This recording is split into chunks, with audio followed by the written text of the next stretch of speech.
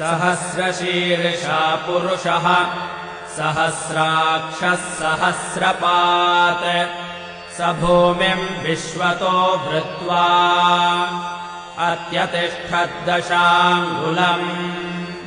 पुरुष एवेदगुम् सर्वम् यद्भूतम् यच्च भव्यम् उतामृतत्वस्येषा नः यदन्नेनातिरोहति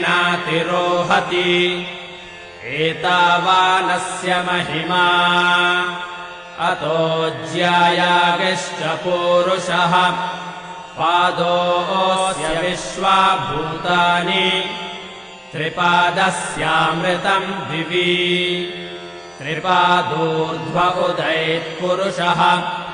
पादोऽस्येहा भवात् पुनः ततो विश्वम् व्यक्रामत्।